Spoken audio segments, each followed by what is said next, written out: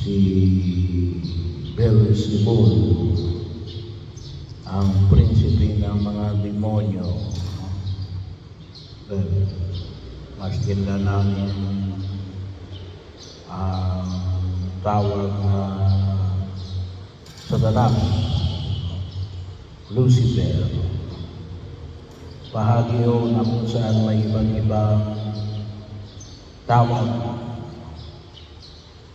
na tinatawag natin prinsipe ng mga demonyo.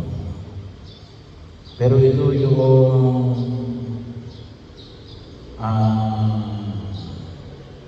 paradang kay Jesus.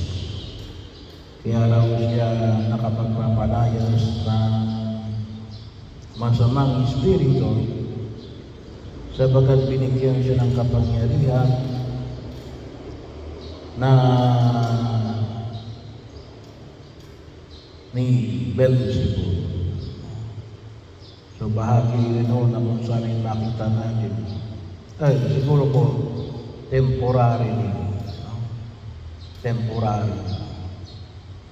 Bahagi yun na kung saan ay makita ko natin. Kung tutusin mo talaga ay babalik din yun. Hindi talaga napalayas kasi yun ay appearance lang.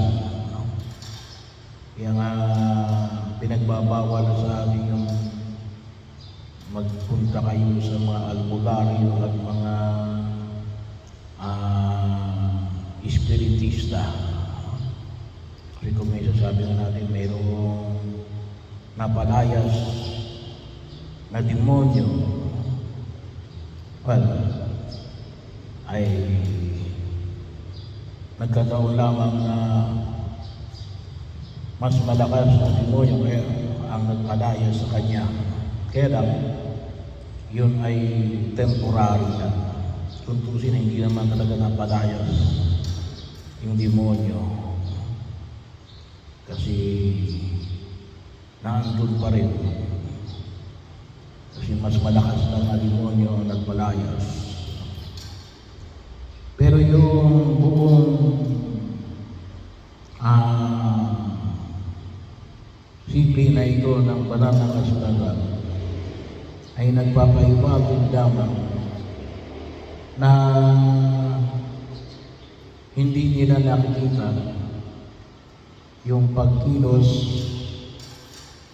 ng Diyos kay Jesus.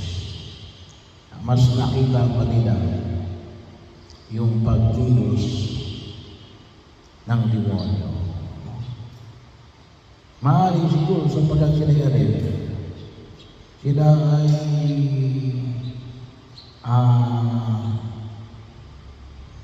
nasa kapangyarihan na ng demonyo. Sino ang isang kapangyarihan ng demonyo to divide,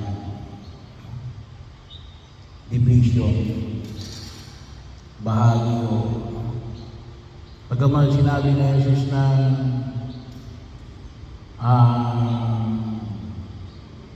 hindi gagamitin kahit na ng demonyo na magpalayas siya sa kapwa demonyo. Hindi sapagkat pagpapalayas talaga. Ang ano lang nangyari, ang appearance sa tingin mo. Bakit? Para sirahin si Jesus. Hindi dahil sa napalayas yung demonyo. Sabi nga natin, appearance, yun lang ang nakita mo. In short, kunyari lang. Bahagi mo. Pagkakataon na kung saan yung makita ko natin yung nabanggit na pagkilos. Ang panyaya na Jesus rin, makita natin yung pagkilos ng Diyos, yung pagkilos ng paghahari ng Diyos. Na nawa ay magdulot sa amin ng tunay na nakipagkaisa sa Diyos. Kaya yun po huwag natin kalimutan. Mag-ingat tayo sa lahat ng uri ng division, pagkawatak-watak. Kasi yan ay isa sa mga elemento ng pagkilos ng masamang espiritu, to divide. Ihiwalay tayo sa tunay na Diyos. Pangalawa, bahagi na kung saan ay inaanihan tayo ng Panginoon natin. Ang hindi panig sa akin ay dapat sa akin. Ang nagkakalat ang hindi tumutulong sa akin mag-iwan. So, pinaalala sa atin ng buong may kapal ay asan ba tayo?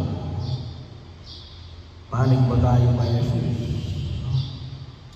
O nagkakalat tayo? Minsan nakikita tayo na may signage na no loitering.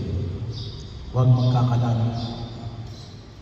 So hindi lang ibig sabihin nun, hindi lang sapagat may kalat. Ngunit kahit na yung tao dapat hindi rin pakalam-kalam. Kaya ano ba tayo? Sabog ba tayo? Bahagi ko yun ng pagkilos sa kung saan nakikita ko natin. Sana makita natin yung tunay na pagkilos ng Diyos natin. Ang binubuo ay pagkakaisa. Pagkakaisa. Ang mga taong sabi nga po natin ay nagtatanim ng pagkahiwa-hiwalay ay yan po ay ay pagkilos ng masamang espiritu. Bahagi mo yun. Yan ninais ng Diyos na yung ating pagkaunawa na Santisima Trinidad ay pagkakaisa. Bagamat magkakaiba. Pero ang tutok ay isa. Kahit na may tinatawag tayong iba't ibang persona.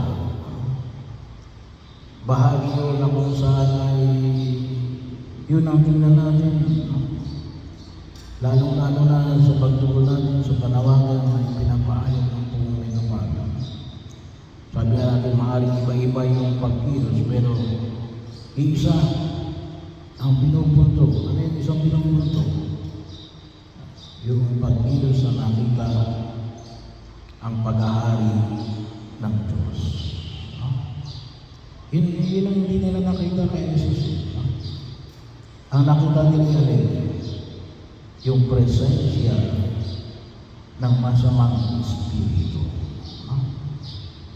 Bahagi yun. Kaya itanong natin sa sarili, ano ba yung nakikita natin? Pagkilos ng Diyos? O hindi natin makita yung pagkilos ng Diyos?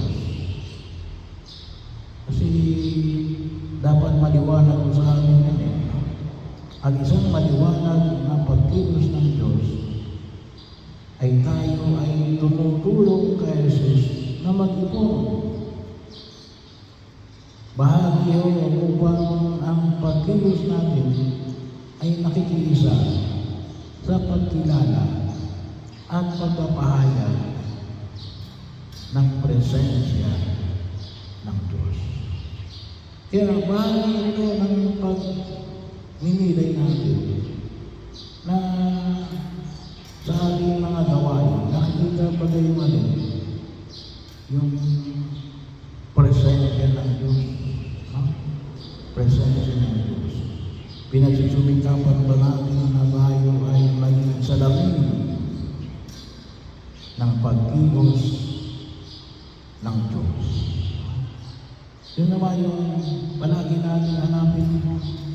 Naalala ko na rin, sabi nga ng iba, Father, nakakita ko ng mga kaluluwa. Yung may mga third eye. Kaya kalimitan po sinabi, pasarado mo yan. Ano? Pasarado mo yan. Bakit yan ang nakikita mo? Kasi tawag na natin yun ay, ang tawag ay third eye kasi it is a third dimension. Bakit ang nakikita mo ay masamang espiritu? Itong nakikita mo ay belongs to the third dimension. Bakit masamang espiritu? Sabi ko, ba't hindi mo nakikita yung anghel? The same spirit yun eh. Parang yung espiritu yun eh. Bakit nakikita mo ng demonyo? Bakit hindi mo nakikita ang mga anghel? Ay, bahagi yun, no? Na makita mo natin na nagiging pintuan ka ng alin? Ng mundo na sinasalamin ng demonyo. So, ibig sabihin, dapat, kung nakikita mo sana, ibig sabihin nakikita mo ang mga anghel, mga santo. Pero wag na tayo, ito ay sabi nga natin, belongs to the level of supernatural. Pero sana, sa ating pagkilos ang nakikita natin, makita natin yung pagkilos ng Diyos sa pang-araw-araw natin pamumuhay. Kapanatagan ng kalooban, kapayapaan, pag-ibig, pagpapatawa, pagkakaisa. Sana, sabi nga natin, naamoy natin, nakikita natin, nararamdaman natin yung pagkilos ng Diyos. Na kung ay hindi na natin kailangan ng supernatural power. Kasi yun yung ipinamanin ni Jesus sa pamamagitan ng alin na turo na ibinigay sa atin na kung tawagin natin ay pagkakatawang tao ng Diyos. Ang Diyos na sumasabi. Ang Emmanuel. Kaya nga bahagi yun na kung saan ay makita ko natin. Sabi ko nga, kung makikita lamang yung presensya ng Diyos sa banal na Eucharistia, ay siguro po dudumugin ang bako niya. Yun ang tanong natin sa ating sarili. Ano ba ang nakikita natin? Yung Espiritu ng Diyos o ang Espiritu ng demonyo? Ano bang naamoy natin?